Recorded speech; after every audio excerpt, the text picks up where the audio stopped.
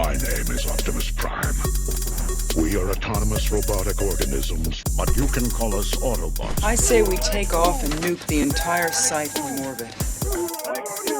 It's the only way to be sure. I want you to rest well, and a month from now, this Hollywood picture is gonna give you what you want. I'm gonna make him an offer he can't refuse. Welcome, ladies and gentlemen, to Inside Your Screen podcast, where we are discussing the Killing Eve finale. It's all been leading to this. Are you leading or am I? I'm going to get right down to it. Brendan, my fellow co-host. Hello. How do you feel, sir? I'm good. How are you? Bad. What did you think of the end season finale? I thought it was really, really disappointing. Is the easiest way to put it. Yeah, it was kind of predictable, but that's because nothing really happened.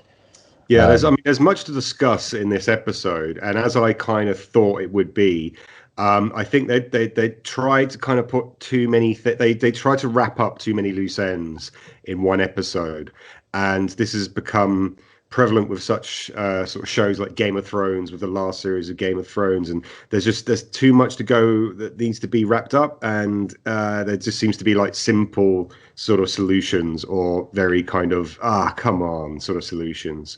Yeah, I don't even think they wrapped anything up in this, if I'm honest with you. Well, let's get started. Let's not bash it at the moment. Let's talk about the good things, because what I think in this episode, Are You Leading or Am I? I think it kind of constitutes the kind of best qualities of Killing Eve, and also the most frustrating things about Killing Eve in this series in particular anyway. So let's start off right off the bat.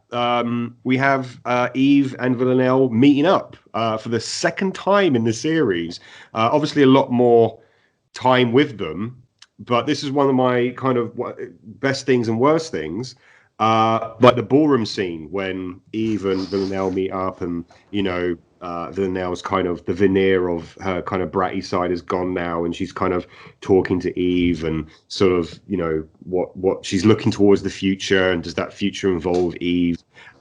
Stuff like that is really good, and I really enjoyed that. And then also it kind of gets them together, but also on the kind of frustrating part, we should have seen them together maybe 3 episodes ago. It was too little too late, in my opinion, with regard to them, actually meeting up and sort of discussing things and getting to the kind of the finale scene with, on the bridge. But yeah, what good points did you think of this episode, Brendan? I think the good points are the same good points that you could argue that are the good points just in general about Killing Eve. Is the characters. Again, the characters are really interesting. I think once again this was another episode that Carolyn kind of stole the show for me. She's stolen the whole series for me. She really has in this series. I mean, Carolyn, we had a lot. Obviously there was a lot of emotional weight for her in this. Like we find out who killed Kenny. Did we? Well, maybe, but it was a bit of a damp squib, in my opinion. Just a bit, yeah. It kind of, do you know what it kind of felt like to me? It kind of felt that none of the actors knew who killed Kenny. They were going to keep it like a kind of Star Wars Empire Strikes Back. Like they kept all the actors in the dark until like the final episode. And then they said, yeah, well, really, he kind of killed himself, but Constantine was there. And none of it kind of made sense to me. And this was the kind of whole point. There's the part where Eve, is it Eve or Carolyn that goes into Bitter Pill? It was Carolyn. They call her in. The Bitter Pill, Bear and Jamie and the girl with the dreadlocks whose name I can't remember, they invite her for a meeting. And there just so happens to be some video footage that they haven't seen for the past 8 weeks. And I just thought, there's even where Bear sort of makes a comment about, some people were stealing my snacks and I set up this camera, but I haven't had a look at it because I've been so busy. And then there's Constantine there. And you're like, Right. Okay. And then they go to the roof for all. Like, he's saying he's trying to sort of say to Kenny that he's getting too close to the 12, and that in order to save his life he must join the 12. But then he kind of backed up and then just fell over the roof. I just felt that was such a they kind of got to a point where it was like, well, we don't really know what we're doing with this, so we'll just say that Constantine was there, but you didn't actually kill him, and I found that really disappointing. Yeah, and it's slightly alluded, and I think an awful lot of the questions that we wanted answered in this final episode weren't answered. They were kind of left ambiguous as well. Oh, the ambiguity is going off the scale here. To be honest, it's ridiculous, to be honest. Yeah. I personally thought it was really stupid. Like, okay, so they're alluding that Constantine and Kenny had this issue on the roof and Kenny fell. Yeah. But they've also kind of made it very clear that we can't really trust Constantine, and that Constantine is playing all sides. He admits it in the scene at I forget the character's name. Paul at Paul's house, where I'm working you all. I'm working for the 12. I'm working for the Russians. I'm working for MI6, British intelligence. I'm working. But we knew that. He kind of says it. He says it himself, like, that I'm kind of working all the angles here, and you're like, yeah, we do know that. So that's not much of a sort of reveal. So we don't know if we can trust that account of details. Yeah, so we don't know really whether or not Kenny fell or was pushed, or whether other people up there. Well, I think, because Constantine hasn't, like, as Villanelle says, like, he gets other people to do the killing for him. I don't think Constantine did it at all. I would like to think that there were other people with him, but who could that be? Like, Yeah, again, fill in your own gaps. Yeah. I didn't like the fact that, again, the Paul character and his involvement in the 12 will never be revealed because he's dead. The line from Carolyn about, which was kind of the summary of that scene in Paul's house, where she says, listen, we're never going to catch the 12. We never will. We kind of need to accept that the 12 are always going to be there. So, really? Yeah. Really? Did they just throw that line in there? Did they really? Is that it? Or again, is that a kind of, we're going to use that generic line to kind of appease the really poor ending of the season? Don't worry about the 12 viewers, because they're always going to, that's just... They'll be lurking in the darkness, yeah. It's so easy. Well, I kind of called it with the, remember when I said, like, there'll be, like, some big confrontation and they'll all be in the kind of, they'll all be there.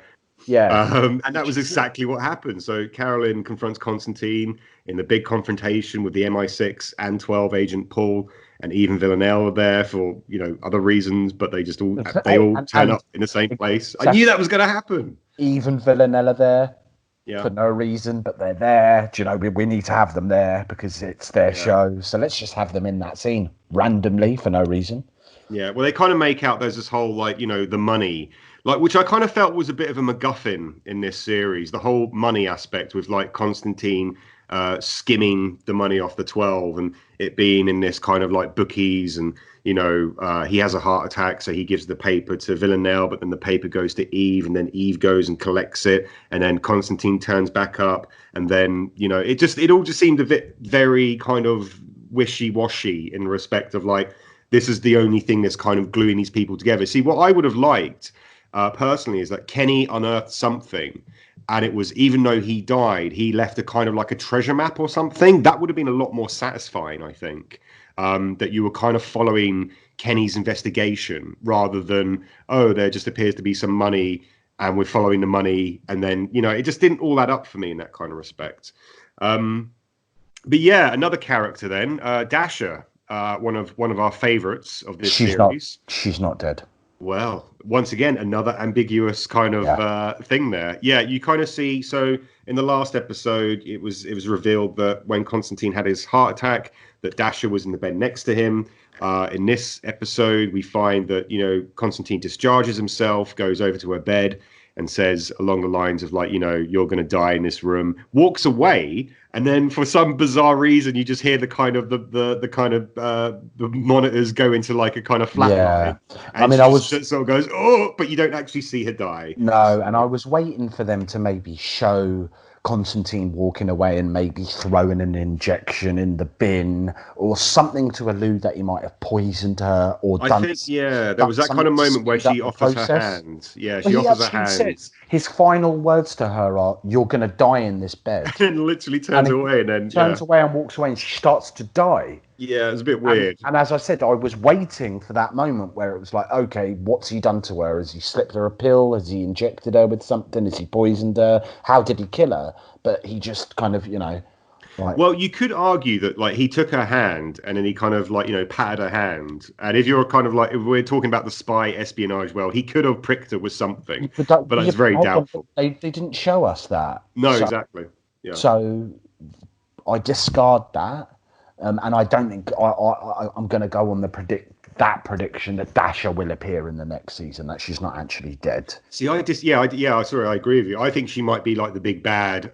One thing that I noticed from this episode, obviously leading up to this, we've known that sort of Villanelle has been going through a bit of a, what did we call it, a mid-assassin life crisis. Life crisis, yeah. And obviously now she's kind of, at the very start of the episode, she actually meets up with Carolyn and says like, she's wanting to join MI6, but Carolyn quite rightfully says like, what could you do? You're a killer, which I don't think is true. That goes back to one of my previous Yeah, you predicted that, to be fair. You did They would predict. sort of do a Charlie's Angels kind of team up sort of thing. Her, Eve, and Carolyn would be like this new sort of Dark Avengers type of like team up, which we could see in maybe series 4. You never know. I'd like to see it. It'd be my kind of, that dream fantasy sort of thing. But and you were right as well, because you kind of said your prediction was that Villanelle will join MI6, and the very first scene of the episode is Villanelle trying to get a job for MI6. So yeah, but she's turned down. So it kind of, it goes into the kind of fact of like, she could be like, Villanelle would be a perfect spy. All the accents that she can do. She could become like a kind of enforcer or something for Carolyn. That would be great. Carolyn calling the shots, working on her own, sending, Eve and Villanelle out to like, Eve has been like the kind of person to kind of keep checks on Villanelle, because Villanelle could sort of, go into one of her rages, but Eve's there to kind of, and I think this is another important sort of fact. Like, I think this is really, the whole kind of season 3 is a springboard for series 4. Is like, what is the kind of relationship between Eve and Villanelle now? I'm going to ask you this question. Like, is this a love story, Brendan? Would you consider Killing Eve a love story? If you're going by like even the final scene at the bridge, if you listen to the lyrics of the music that are playing, yeah. So my prediction was that they were going to kiss and that'd be the final scene. And they teased it, didn't they? They teased it, but I think as that moment where they both turn around, the actual lyrics of the song that are playing in the background are something along the lines of "Will you kiss me?" Yeah, and it is trying to play this love story. That scene at the bridge, like I know you said you really enjoyed Eve and Villanelle being together in this episode, but I thought it was really flawed, because where has this close bond relationship come from? Yeah. They haven't spent that time with each other in series 3. Even in series 2, like you said, the end of series 2 was kind of like a Eve almost, I don't want you. I'm walking away from you. She rejected Villanelle, She rejects Villanelle. She rejected that life. And in series 3, even though I know what they're alluding to, the fact that Nico wants nothing to do with her, her life has kind of been flipped upside down, so she's now looking at things from a different perspective. The conversations that they had, so the first conversation, again, another issue, they played with these time jumps again. So the way we just all of a sudden, Eve and Villanelle are in a ballroom dance club, and they've met up. Eve has come to see her. Like, where has that come from? What led up to that, and the way they sit down and just casually talk to each other. If we're right and our understanding is correct, we are supposed to have seen all of their encounters together through the last 3 series. And I think my understanding is correct there, Eve and Villanelle, as far as I'm aware, haven't met up off screen. Yeah.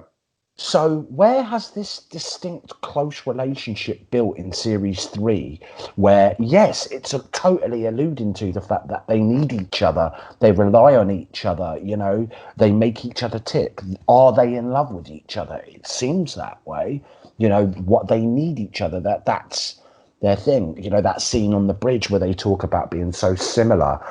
There's those lines of, Yeah. monsters. Everything was we, and I just didn't see where this close bond between the two is supposed to have come from. I understand that there is still this kind of conflict between them, and this kind of conflict of definitely with Eve of, am I in love with Villanelle? Is this?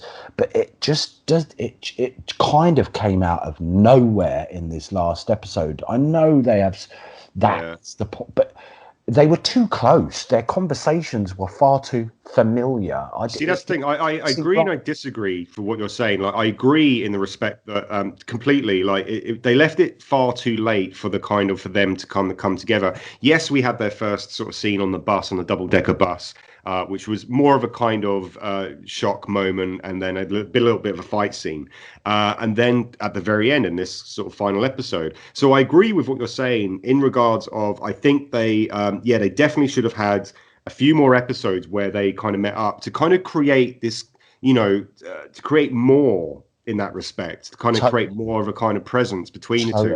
I mean, like, the first series, it's Eve chasing Villanelle. In the second series, there's even more so of that, but it's more of the kind of them coming together.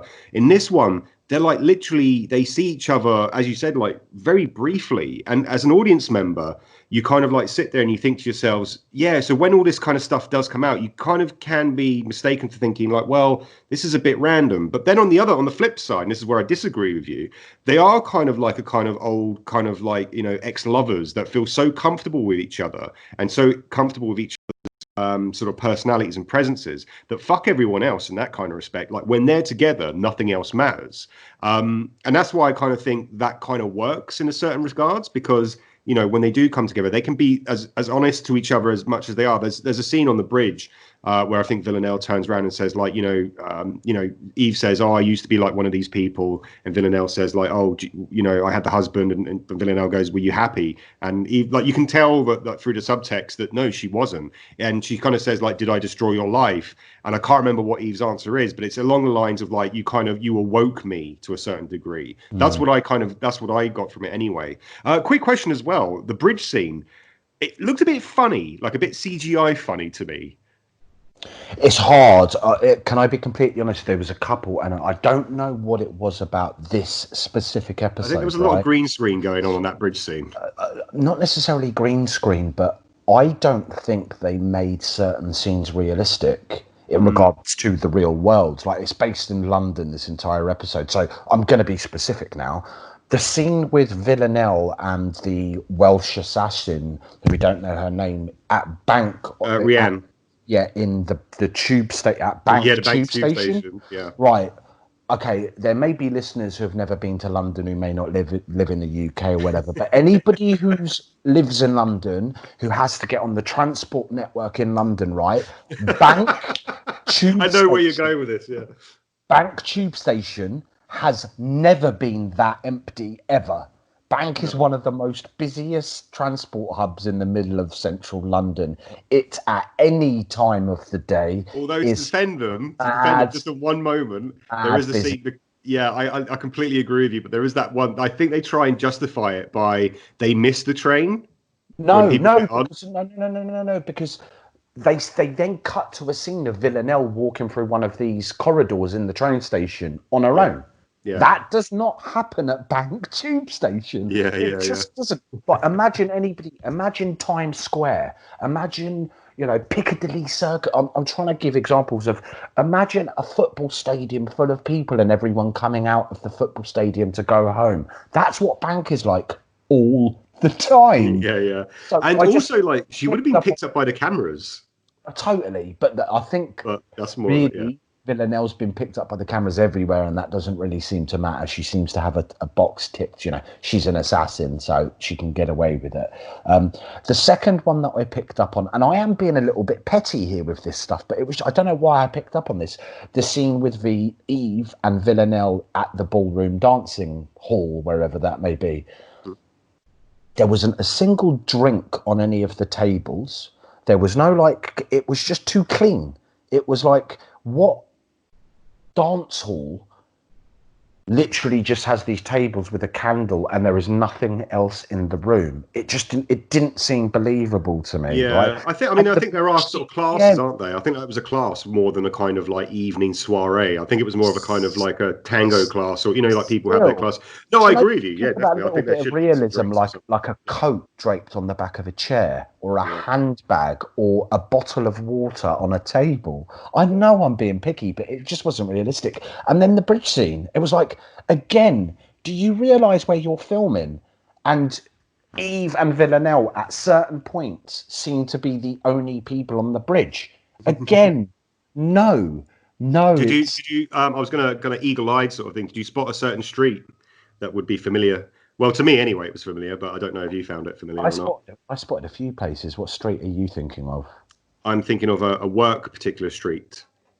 Okay. No, nothing that jumped out, but it's central London. It's where kind of, I just love those things where you have like any kind of like drama or, series based in London, and you see a kind of street that and you're like, oh, that's there. But that kind of also brings you out of it as well, because in the next scene, there's somewhere else and there's somewhere completely different from in a different London area. And you're like, wonder how they got there so quick, that kind of thing. But... And so from your scene as well, with the bridge where you said it kind of sounded CGI, I noticed, I don't know if you did, but feel free to go back and watch, because again, I don't know what about this last episode made me pick up on these really small things, right? But you can tell, if you actually look at the scene, you can see both Villanelle and Eve, or if we're going to talk about specifics of filming, Jodie Comer and Sandra Oh, you could see their mark on the floor where they were supposed to stop and turn around. Oh, really? It was actually part of the pavement, and where it was quite poorly done was it was symmetrical. So they were literally the same distance apart from each other. And I understand when you're filming, but again, I just picked up on that. I saw this little marker on both sides of where they were walking. I was like, I bet they stopped right there. And right on cue, they stopped and it was like, you can see their mark on the floor. Yeah, I think that's why that whole, maybe not the whole majority of it, but there definitely was a lot of green screen going on in that sort of bridge scene. And because of exactly what you said there about the fact of it being such a busy location, I'm assuming that they didn't have time to kind of, they can't, obviously certain productions are able to kind of cut off certain streets. Look at like 28 Days Later, when they're able to kind of, Danny Boyle was able to kind of, sort of segue certain parts of London in the early hours of the morning for like a certain couple of hours just to get a few shots in. Yeah. I think what happened here is that they didn't either have the time or the budget or whatever it was to kind of film on the bridge, because it's such a populated area at all times, that they had to kind of green screen it, and it kind of shows and it kind of pulls you out a little bit. And what kind of happens there, because it's meant to be like a really emotional moment, and it is like, and I did enjoy the kind of step back to back and start walking and let me turn first and that kind of stuff. That was really good, but I couldn't but help but my reptilian brain that kind of always sees like certain things in films, like you were saying about the kind of the marks and stuff like that. Whenever I go to watch a film or a TV show, if I see someone like burst through a window and I can see the window explode just before the person goes through, it kind of automatically sort of shuts me down and disconnects me from what's going on the screen. So that kind of did that for me a little bit. So I did come away with the ending a bit little like, okay. I mean, it was very impactful and it was very emotional in that respect, but also at the same time, it just felt a little bit fake. Yeah. So to kind of finalize all that kind of stuff, what I'm going to say to you now is like there were a lot of subplots going on with a lot of characters that, in all honesty, didn't really have any relevance, I felt. Were there? Rianne, the assassin. You started that at the start with sub, and I know you mentioned that at the very start when we just started the recording. But what were these subplots you're talking about? What was the point of Irina? What was the point of Constantine's daughter, in all honesty? What did she do? What did she bring to the... Exactly. So what was that like? What I would have liked is that they'd have subplot. That's just That's just it's almost filler. Character filler. Is it trying to make us feel more empathetic towards Constantine? Because he has a daughter that is maybe emotionally unstable. Like, I don't know. Like, it didn't really do anything for me. It didn't go anywhere. Geraldine, Carolyn's daughter. Like, throughout this whole series, I was sure she was like a double agent or something like that. No, she's just like a whiny person who had no relevance apart from the whole bug tracking thing. There was no point of her in the series. I agree. Rianne, the new kind of assassin who's only in it for like this episode and last episode. Like, they could have made her out to be like a kind of a force of nature that could like rival Villanelle, but no, they don't do that sort of thing. Mark, the MI6/12 guy, like, I would have preferred if they would have got rid of a few other characters. Paul, sorry. If they would have got rid of a lot of the characters to kind of make him out to be like, to give him more depth, to give him more weight, to give him more meat. Like, I would have, like Steve Pemberton, I think they kind of wasted his character, which I think was one of the most disappointing things. Like, they could have made him out to be like this big bad Darth Vader style kind of character, but they didn't. And that was really disappointing. And in the end, when Carolyn shoots him in the head, you're like, okay. Yeah, there was those plots that you're talking about. I would just say, I used that term previously, they're almost like filler. They aren't really plots. Then they're nothing. They don't move the story along. There was no kind of conclusion to any of these plots, and I use that term lightly. It was filler. It was filler. It was too, and I don't like that. You could say it might be filler, or you could say it's a ruse. It's there to get you thinking in a different way, and to kind of a MacGuffin, as you often use the term, a MacGuffin. It's kind of like they're trying to get you thinking about it, but then it leads to absolutely nowhere. Well, and that's weak. That is really weak. Oh yeah, it's been. I'd say Series 3 has been the weakest series of Killing Eve thus far. Definitely. I mean, the first one was absolutely brilliant. I don't know if it's the fact that Phoebe Waller-Bridge is not the kind of writer anymore. I know she might be producing in it, but that could be like just a kind of in a name title thing only. I think this whole series is just basically trying to get from the fact that Eve was shot in Series 2 by Villanelle, is trying to get them sort of back together in a kind of way that would make the audience not feel, disillusioned by the relationship. And it's also kind of setting up the next... Well, here's the question then, Brendan. Where do you see Series 4 beginning? Where do you see the future for Killing Eve? I don't care. Oh, that's the biggest problem. Right, that's the biggest problem. I knew going into this episode that there was season 4. So I do not, and we've mentioned on previous pods, I did not want them leaving me with this ambiguous ending. They gave us the same ending that they gave us in season 1. Exact same ending. Yeah. Pretty much. The ending of, are they together? Are they not? Are they in love? Are they not? Are they going to team up? We're not sure. Just, we don't know. Ending. Well, I think the dynamics changed now. It's so easy. To me, it's really poor script writing. It's really poor storytelling. You didn't know where you were going. You didn't have a conclusion. So you went, oh, right. So we just have it a kind of, are they, aren't they? Again, yeah. Right? Yeah, it has felt, this whole series has felt directionless. That's definitely nonsense. We had no conclusions to any of the story tropes that we were interested in. And even the story tropes that we did get conclusions to, the conclusions were ambiguous. All right, so what's Constantine up to? What's Constantine's game? We kind of worked out that he was trying to escape from, well, we didn't even need to work out. They made it very clear. He's got an escape plan and he's trying to run away and escape. Okay? Yeah. Why? And why was he bugging Carolyn? Is there an ulterior motive or another game plan going on here? We don't know that.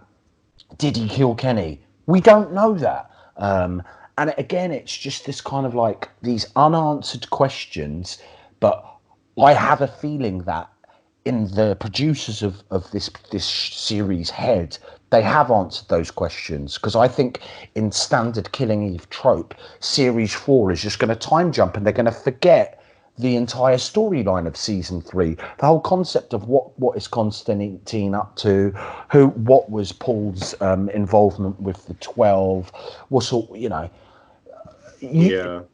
end it. They should have ended it there. They could end it there. And I really genuinely mean this. I have no predictions for the next series because they're going to start from scratch.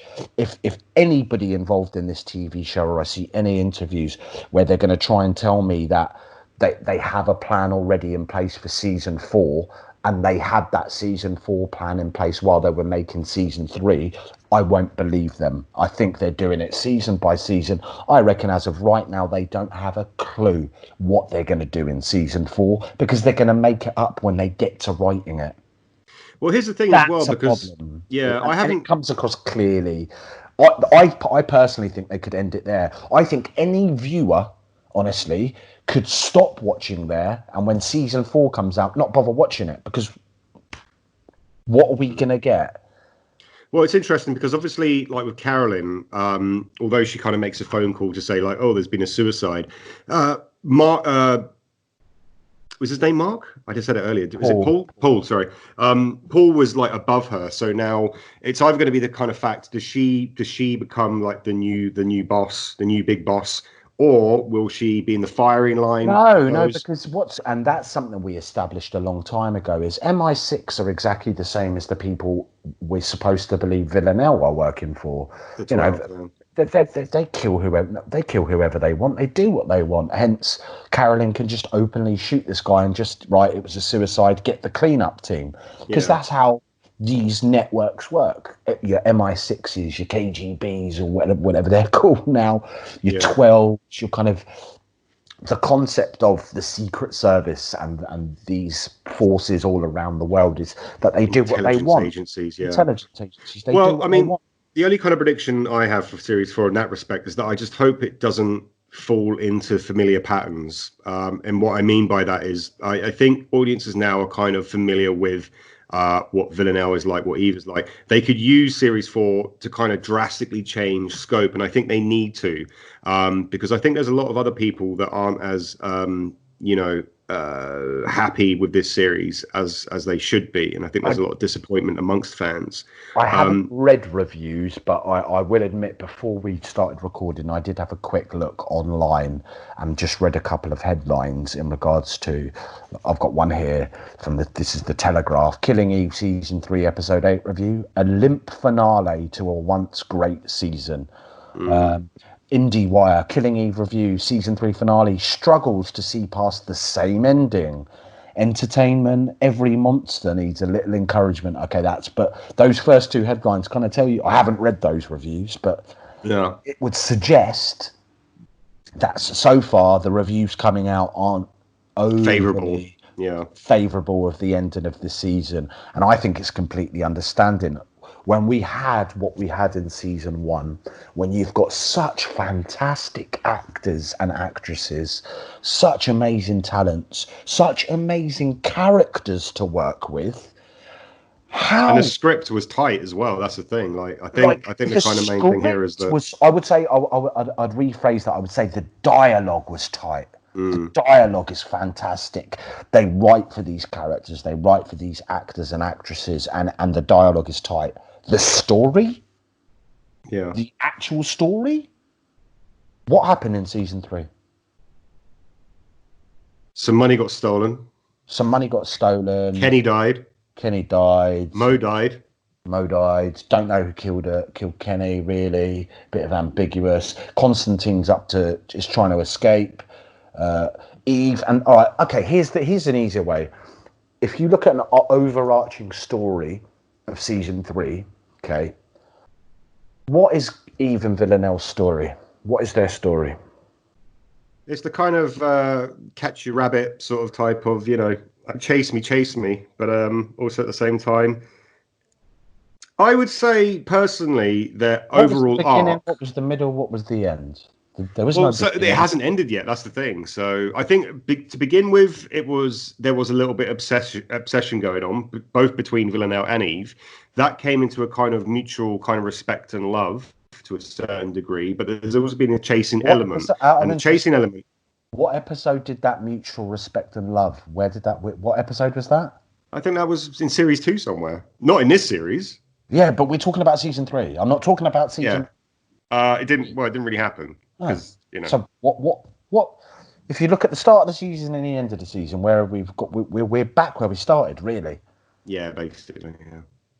I think again, I can't praise the characters, the actors, the dialogue more. It's brilliant. It's absolutely brilliant. But the storyline and the story arc of season 3, there was none. That's a filler season. The entire season is pure filler. There's nothing of importance going in to season 4 that has any real significance. I guarantee in season 4 they're going to try and pull back this whole what's Constantine up to? Is he telling the truth? I kind of don't care. Carolyn clearly doesn't care, so why should I? Oof. On that bombshell, I think we'll end things up there. We've rambled enough, Brendan. But yeah, if you like what you've been hearing so far on the Killing Eve, what we've been doing on the podcast, then like us, subscribe to us, ring that bell on YouTube. You can follow us on Twitter, Inside Your Screen. That's Inside Your Screen with the UR. And leave a review on the Apple podcast. And leave a review on the Apple podcast. Yeah, we're on Spotify. Give us a like and a review and a subscribe and all that. And if you have your predictions of where you think season 4 will be going, then let us know. We'll try to reply to all because we want to communicate. We want to reach out. We want to embrace you all. So yeah, that was Killing Eve. That was the season 3 finale. And I'm sure we'll have something new in the pipeline. Give us some requests if there's something that you've seen recently or something new and you want me, Brendan, to talk into it. And even me, Brendan, and Mike, we'll do like a 3-way podcast. And let us know. We're on the lookout for a weekly show. So not a kind of streaming show where you can binge worthy. We've been looking for something worthy that we can kind of tune into every week and review. So if anybody out there is listening and they know of a decent show that's kind of on weekly, episodically, we're looking to, in essence, do another podcast like the Killing Eve one where we do a review every week. So all recommendations are welcome. And that's that. Thank you, guys. And we'll see you on the next Inside Your Screen bite-sized podcast.